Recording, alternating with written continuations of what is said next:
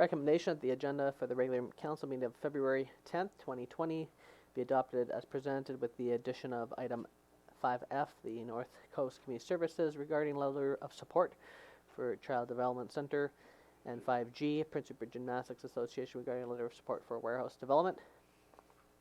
Moved by Councillor Cunningham, second by Councillor Moreau. All those in favor? Motion is carried. Item 3A, recommendation that the minutes of the special council meeting of January 13th, 2020 be adopted. Moved by Councillor Renhawa, second by Councillor Niche. All those in favor? Any opposed? Motion is carried. Item 3B, recommendation that the minutes of the regular council meeting of January 27th, 2020 be adopted. Moved by Councillor Cunningham, second by Councillor Niche. All those in favor? Any opposed? Motion is carried. First, we have a report from our city planner regarding the development variance permit at application for 953 8th Avenue East. Thank you.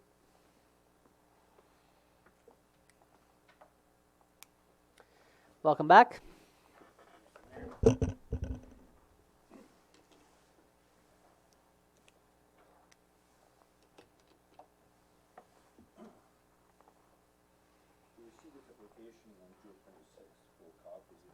Oh, your microphone there. Sorry. We received this application on January 26th. Full application is attached in attachment number 1.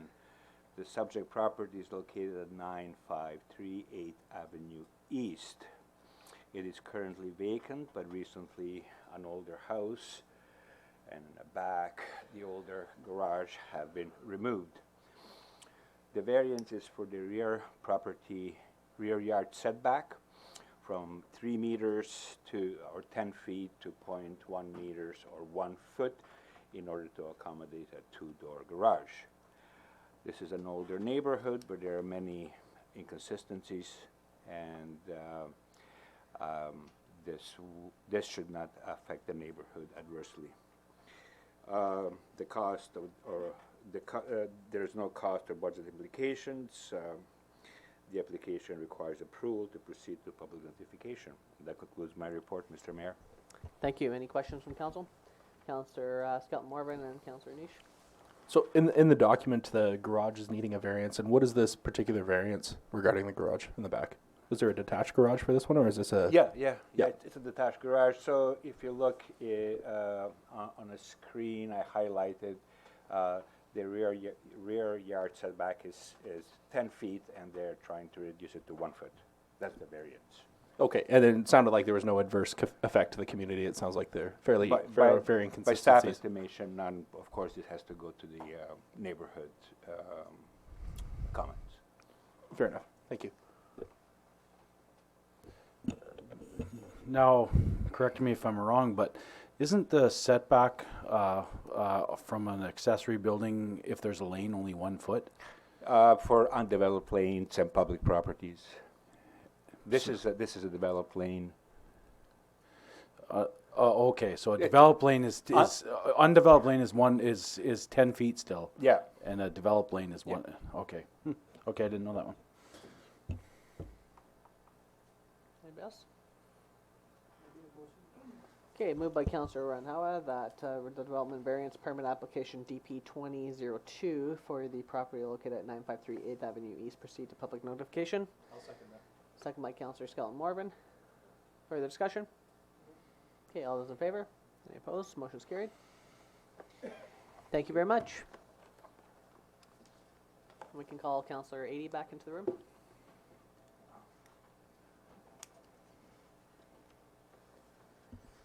Okay, item 4B. So further to the requests that came at the last meeting, we'd be seeking a motion for staff to investigate the creation of an active transportation plan.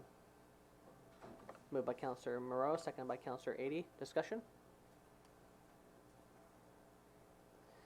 Okay, all those in favor? Oh, go ahead. Well, just a comment that I thought the case was made really well for it at the last meeting, so it's worth going ahead with. Great. Okay, all those in favor? Any opposed? Motion's carried. Next up, we have a correspondence for action. North Coast Regional District regarding a letter of support for the Community Investment Fund. The recommendation that Council direct staff to provide a letter of support for the North Coast Regional District as requested. Moved by Councillor Niche, second by Councillor Cunningham. Discussion? I actually asked this question and found out the answer earlier, but it may be that the public might notice that for this application, as well as some of the subsequent ones, the deadline for submitting their proposals is passed, and it's coming to us now. So maybe could I ask for clarity on how that's dealt with? Well, I believe what the issue was is last week, a lot of these folks contacted us kind of like a few days before the deadline, but our council meetings only go to certain pieces of time. So I believe that they're, putting their application as a pending letter of support coming from the city type of thing in their application. So I believe they're letting the applicants know that they're looking for that letter of support, because I think with some of these applications, like particularly the port, they want to see, community buy-in and those type of things. So I think it's probably okay that it's after the fact, and next year we're going to try to encourage folks and maybe plan ahead of time to know that when the port's applications and things that come out, we will maybe encourage people to get them on an earlier agenda. Thanks. Any other comments? Okay, all those in favor? Opposed? Motion's carried.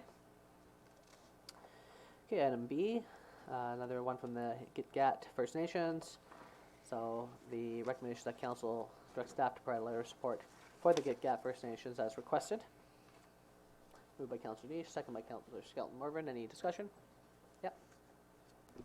I just want to make a quick note, just the distinction between the Port and Northern Development Initiative Trust, just because I've had experience with these grant applications. They require in the letter of support or the resolution of council the particular project name, but also the amount requested that council is in support. Okay, is that not in the letter? I just mean in the wording of the motion, or in the wording of the letter, the motion is to provide a letter of support, but the letter itself has to have that content in Right. it. Okay. Yeah. We'll make a note of that for staff. Okay. Right, you're on the board of that, I'm thinking, is that what it is? Oh, read this now? Right. Okay, any other comments? Okay, all those in favor? Any opposed?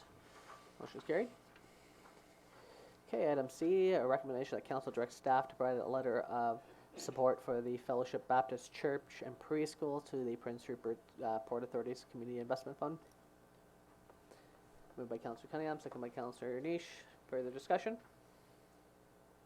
Okay, all those in favor? Any opposed? Motion's carried. Next, we have one from Transition Prince Rupert. The recommendation is that council direct staff to provide a letter of support for Transition Prince Rupert as requested for their mural project. Moved by Councillor Moreau, second by Councillor Ady. All those in favor? Any opposed? Motion's carried. Next, we have another letter of support recommendation that council direct staff to provide a letter of support for the Friendship House to the Prince Rupert Port Authority's Community Investment Fund. Moved by Councillor Skelton Morvan, second by Councillor Moreau. Any further discussion? All's in favor? Opposed?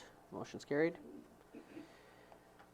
Next, we have a recommendation that council direct staff to provide a letter of support for the North Coast Community Services Society for a letter of support for a child development center. Did I not just do that one? Nope. I added that, sorry. Yeah. Moved by Councillor Reinhauer, seconded by Councillor Moreau. All those in favor? Any opposed? Motion's carried. And lastly, we have a recommendation that council direct staff to provide a letter of support for the Prince Rupert Gymnastics Association for their warehouse development. Moved by Councillor Niche, second by Councillor Skelton Marvin. All those in favor? Any opposed? Motion's carried.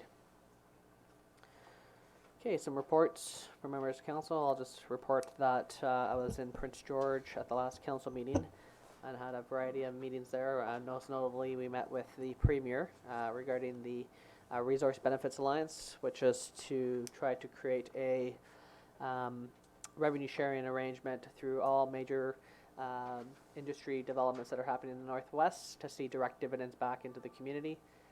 So we had a Northern Capital Grant earlier last year, which saw $100 million be spread out through the northern region, which the city received about 8.1 million, I believe it was. of that, and we're looking to get a similar type of revenue sharing agreement with the province for a longer term arrangement. The Premier once again reiterated his support for the initiative and wants it to move forward. And so the negotiating team with the RBA and the steering committee, in which I'm one of the three co-chairs, are actively engaging the province this year and hope to be able to report back positive news by the end of this year regarding that initiative, which has been about 6 years now in the making. So I think that will be one of those initiatives that, if it happens, will be huge for the Northwest for the long-term future, and we'll see a steady source of revenue coming in for us to repair roads and improve our parks and build more trails and to build infrastructure and to do all the wonderful things that we're trying to do to make our places more livable as we grow into what we believe to be a world-class port operation. So we're going to continue working on that, and that's a collection of 21 local governments working together. So positive meetings last week, or when I was in Prince George. Other reports from members of council. Councillor Randhawa. Thank you, Mr. Mayor. Last few weeks, few people approached me, like now as coronavirus is going on. So people are a little bit concerned about, like they say, like if city or port or Northern Health has any policy to do any health checkups on the crew members entering into our ports. So they are a little bit concerned about that. If city can find out or talk to port or Northern Health. Yeah, we'll follow up with Northern Health on that. Other reports from members of council. Councillor Cunningham. I just noticed that Central Mountain Air has a new CEO. He came from WestJet, and I just wonder if our airport manager will be getting in touch with him to see if they want to extend service to Prince Rupert as well as Terrace and Prince George and Smithers. I believe that our airport manager is actually actively involved with a variety of initiatives to expand service into the airport, and I know the board has been working actively on expanding that, and certain numbers need to be reached and such. And now that we've made some improvements out there and trying to improve the link, I know for sure that they're actively involved with that. So definitely, they're definitely on top of that. Other reports from members of council. Councillor Adie. I just want to acknowledge this week is All Native Tournament Week. I remember a very long time ago now getting off a seaplane at the dock in Kitkatla, and within months I came to understand just how important basketball is in this part of the world and to First Nations people here. So I'm anticipating that it will be a positive and fun week, and it'll be another huge success for Prince Rupert, but also for the First Nations. Absolutely.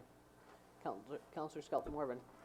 Actually, Mayor Brain and myself attended the opening ceremonies, and I just want to applaud the dance groups and the volunteers and the coordinators as well as the refs for being able to make this happen, and that we're extremely grateful that we've been able to host this tournament for 61 years now. So it's an honor to have them here, and just welcome to the players and teams, and let's play some ball and have fun. Other reports from members of council? Maybe just a quick note, in case people don't know, the Rampage won their first game 3-2 in Hazelton this weekend, and their next game is Saturday night at the Civic Center as well, with the finals for All Native. So I think anyone that's thinking of participating in the audience for either of them might think of public transportation or trying to walk down there, because between the two venues it's going to be very difficult to park in that. Just a thought. Take a taxi or a bus, but it's going to be very difficult. Right. And I will actually make one more note. The city has begun the process of its official community plan update. We've posted a link to a survey, which is what's starting the process, on Facebook on the city's website.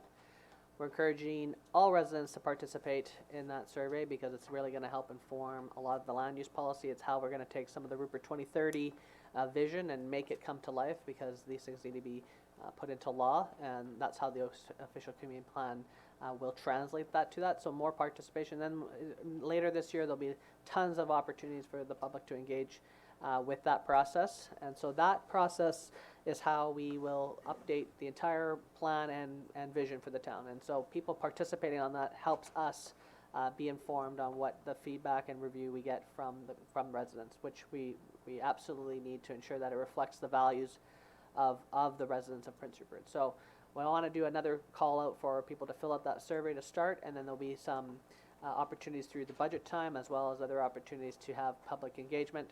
And we're really looking forward to seeing a new vision come to life for Prince Rupert. All right, any other reports?